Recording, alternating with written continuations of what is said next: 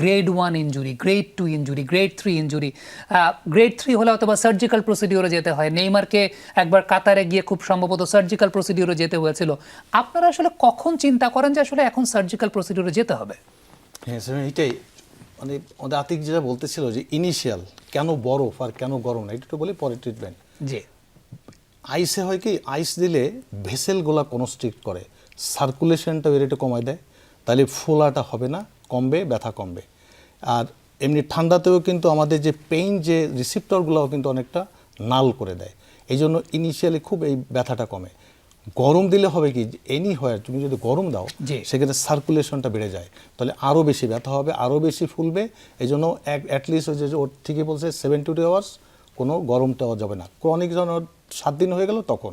আর আরেকটা জিনিস এই যে বলতেছি, আমরা একটু ছবিটা দেখতে চাই, পরের ছবিটা দেখলে স্যার হয়তো আর একটু ডেসক্রিপশনটা প্রপারলি মানে যে করতে পারবেন। সিভিয়ারিটিটা এটাই, হ্যাঁ এই যে সিভিয়ারিটিটা কিভাবে হয়, যে এই যে লিগামেন্টগুলো সবচেয়ে বড় যে লিগামেন্টগুলো, ওই যে অ্যান্টেরিয়র ট্যালোফিবুলার লিগামেন্ট, ওই যে এটিএফএল উপরে, উপরটা একটু দেখো, এইটা এই যে ডান দিকে এইটা, এই যে এইটা অ্যান্টেরিয়র ট্যালোফিবুলার, এই যে তারপরে এই যে ক্যালকেনিওফিবুলার, এই লিগামেন্টগুলো সবচেয়ে বড়, আর অন্যগুলো একটু ছোট আছে।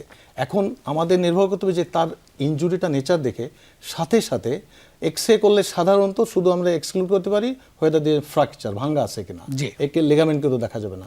বাট প্লেয়ারের ওই ইনজুরি ধরন যায়, we should go for an MRI.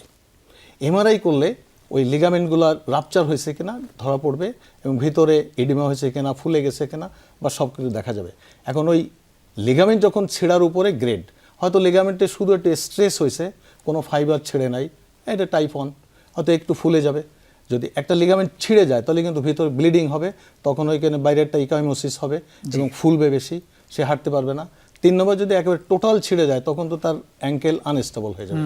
আমরা এই জন্য করি কি, তখনই যে কোনো ক্ষেত্রেই ইনিশিয়ালি অ্যানাউন্সমেন্টটা very important then ice and সেটা তাকে একটা রেস্ট দিয়ে দিতে হবে, এবং নট উইথ ক্রিপ ব্যান্ডেজে অনেক সময় হয় না, একটা ব্যাক স্যালাম আমরা লাগাই দিই, কমপ্লিট রেস্ট।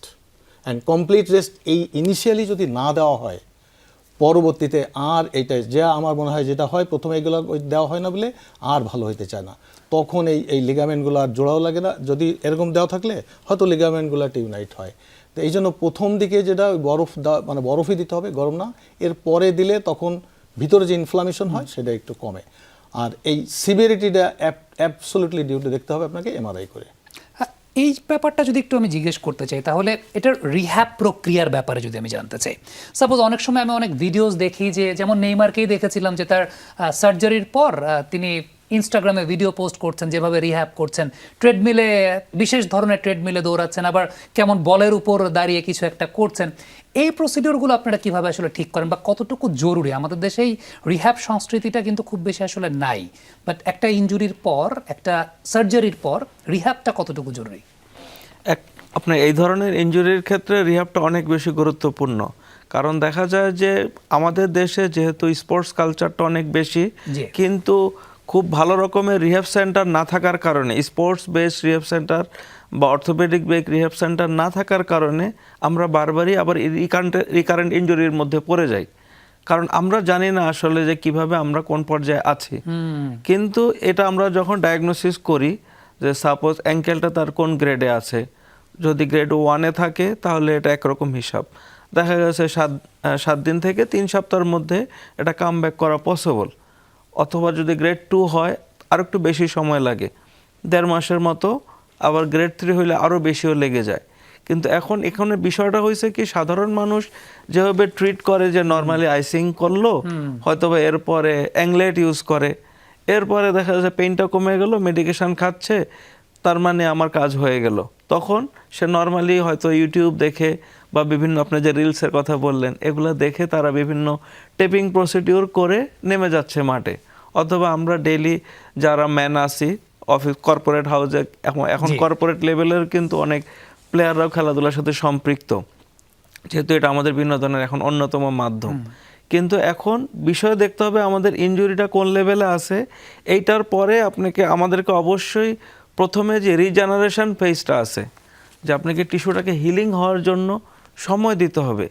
ফুলাটাও কমে গেছে হয়তো বা 3 দিন চলে গেল, অ্যাকুইট ফেজ চলে গেল, দ্যাট ডাজন্ট মিন যে এই জায়গাটা হিল হয়ে গেছে। এই রিজেনারেশন ফেজটা চলে যাওয়ার পরেই আমরা ফাংশনাল ফেজে যেতে পারবো, এবং এই ফাংশনাল ফেজটা পার হওয়ার পরে পরবর্তীতে অ্যাঙ্কেলের স্ট্রেংথ বাড়ানোর জন্য আরও অনেক ধরনের এক্সারসাইজ আছে, যেটা কিনা আমরা রিহ্যাবিলিটেশন টিমের সাথে যারা সম্পৃক্ত, অর্থোপেডিক্স থাকেন, অন্যান্য যারা স্পেশালিস্ট থাকেন, ফিজিওথেরাপিস্ট থাকেন, এরা একটা প্রোটোকল সেট করে দিয়ে একটা গাইডলাইন সেট করতে হয় যে it's like a graded exercise আপনার কোন স্টেজের পরে, কারণ দিন শেষে আমরা রিটার্ন টু অ্যাক্টিভিটিতেই যাব।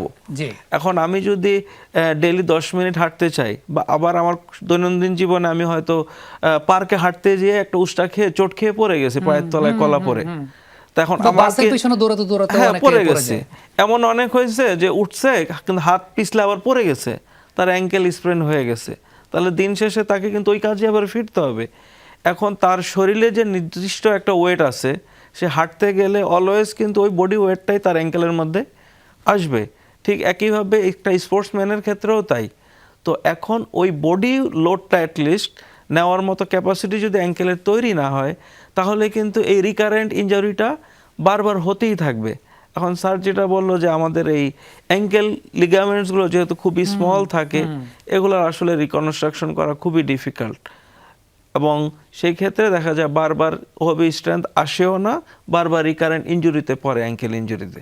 সো এই রিহ্যাব ম্যানেজমেন্টটা খুব গুরুত্বপূর্ণ।